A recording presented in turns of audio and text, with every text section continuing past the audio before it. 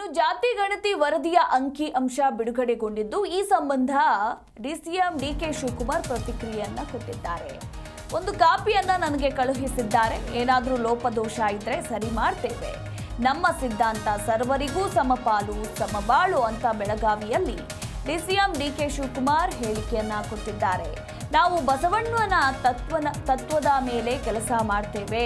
ಎಲ್ಲರಿಗೂ ಕೂಡ ಎಲ್ಲರನ್ನೂ ವಿಶ್ವಾಸಕ್ಕೆ ತೆಗೆದುಕೊಂಡು ಕ್ರಮವನ್ನ ಕೈಗೊಳ್ತೇವೆ ಅಂತ ಇದೇ ಸಂದರ್ಭದಲ್ಲಿ ಡಿಕೆ ಶಿವಕುಮಾರ್ ಹೇಳಿಕೆಯನ್ನ ಕೊಟ್ಟಿದ್ದಾರೆ. ಈಗ ತಾನೇ ಅದು ಓಪನ್ ಆಗಿದೆ. ನನಗೆ ಇವತ್ತು ಕಾಪಿ ಕಳಿಸ್ಕೊಟ್ಟಿದ್ದಾರೆ ಅಂತ ಹೇಳಿದ್ದಾರೆ. ಇನ್ನು ನಾನು ತೆಗೆದು ಓದಿಲ್ಲ. ಇದೆಲ್ಲ ನೋಡ್ತೀವಿ. ನಾವು ಯಾರು ಆತರದ ಕ್ರಮ ಯಾರು ಕೈಗೊಳ್ಳೋದಿಲ್ಲ. ಎಲ್ಲರಿಗೂ ಕೂಡ ವಿಶ್ವಾಸಕ್ಕೆ ತೆಗೆದುಕೊಂಡು ಏನಾದ್ರು ಲೋಪದೋಷ ಇದ್ದರೆ ಅದನ್ನು ಸರಿ ಮಾಡೋಂಥದ್ದು ಕೂಡ ನಾವು ಮಾಡ್ತೀವಿ. ಏನು ಆತರ ಪಡ್ಬೇಕಾದ್ರೆ ನಮ್ಮ ಪಕ್ಷದ ಒಂದು ಮೂಲ ಸಿದ್ಧಾಂತ ಇದೆ, ಸರ್ವರಿಗೂ ಸಮಬಾಳು ಸಮಪಾಳು ಅಂತೇಳಿ.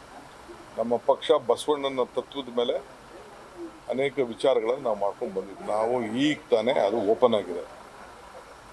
ನನಗೆ ಇವತ್ತು ಕಾಪಿ ಕಳಿಸ್ಕೊಟ್ಟಿದ್ದಾರೆ ಅಂತ ಹೇಳಿದ್ದಾರೆ. ಇನ್ನು ನಾನು ತೆಗೆದು ಓದಿಲ್ಲ. ಇದೆಲ್ಲ ನೋಡ್ತೀವಿ. ನಾವು ಯಾರು ಆತರದ ಕ್ರಮ ಯಾರು ಕೈಗೊಳ್ಳೋದಿಲ್ಲ. ಎಲ್ಲರಿಗೂ ಕೂಡ ವಿಶ್ವಾಸ